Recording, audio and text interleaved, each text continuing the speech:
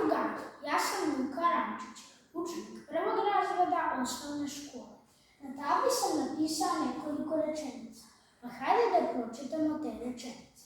Veran kao, lukav kao i peva kao. Vidimo da u svakoj rečenici nedostaje po jedna reč.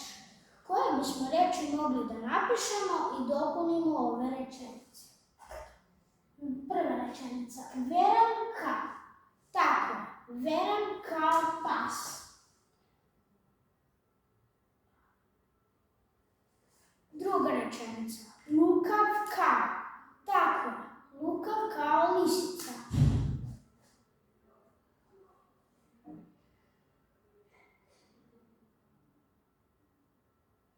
I treća rečenica. Peva kao. Tako, peva kao slavni.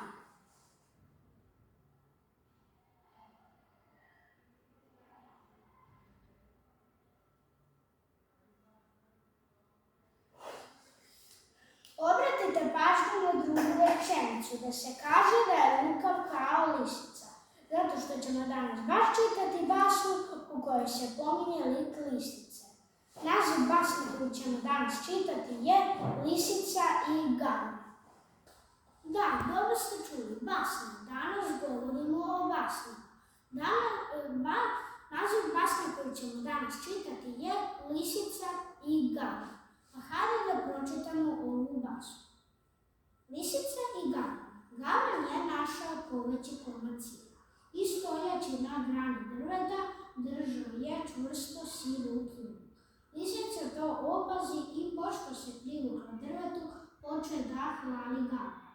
Ti si veoma lepa ptica, reče ona. Imaš prekrasno telo. Niko na svetu ne bi bio tako savršen kao ti. Samo kada bi umeo da pevaš. Gavranu se nije svidjela da pored tolike svoje lepote ima i neki nedostatak. Da bi uvario lisicu da ume i da peva, on otvori kljun i zagrakta. Sir mu ispada iz kljuna, lisica zgleda tle i pobeže. Moj Gavrane, mislila je ona, ti imaš glasa i sjaja, ali nemaš pameti. Kako vam se svidala ova basna? Ko se pominje u ovoj basni? Tako je, pominju se Lisica i Gavran. Šta je neobično u ovoj basni? Da li životinje stvarno mogu da govore ili ne? Tako je, životinje ne mogu da govore. A ko može da govori? Tako je, mogu da govore ljudi. Tabli sam napisao nekoliko rečenica u kojim piše da su basne kratke priče u kojima su glavni likovi životinje koje i one imaju osobine ljudi. Svaka basna ima i svoju poruku. Pa hajde malo da porazgovaramo o ovoj basni. Šta je lisica želela da dobije od Gavrana? Tako je, želela da dobije njegovu hranu. A kako je uspela da dobije ono što je želela? Tako što je hvalila Gavrana i njegovu lepotu. Šta mu je jedino zamjerila?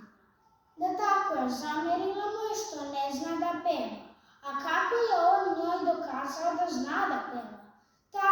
Tako što je otvorio kljun i zagraktao. I tako mu je sir ispao iz kljuna.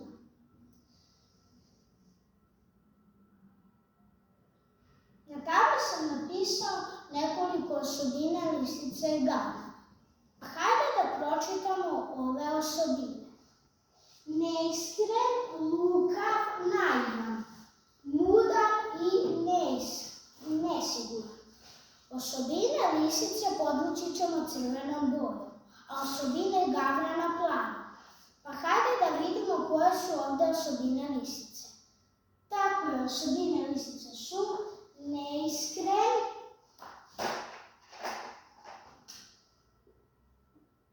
lukav i mudar.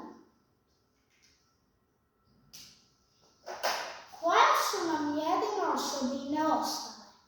Tako je, ostale su nam naivan i nesiguran. Koje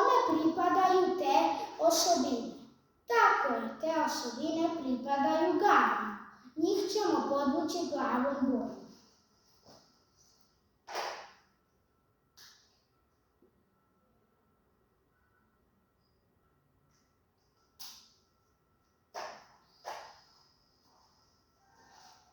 Što znači da je lisica bila neiskrena, lukava i mudra, a Gavran je bio naivan i nesiguran.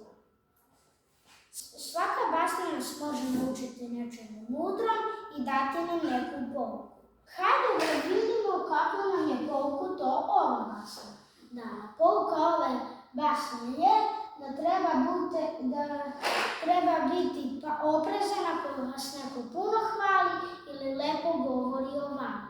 Dragi drugari, nadam se da vam se svidjela ova basna i da ćete pouku ovu basne iskoristiti ako se nađete u sličnoj situaciji. Za domaći zadatak možete ilustrovati deo basne koji vam se najviše dopao. Do sljedećeg susreta, pozdrav!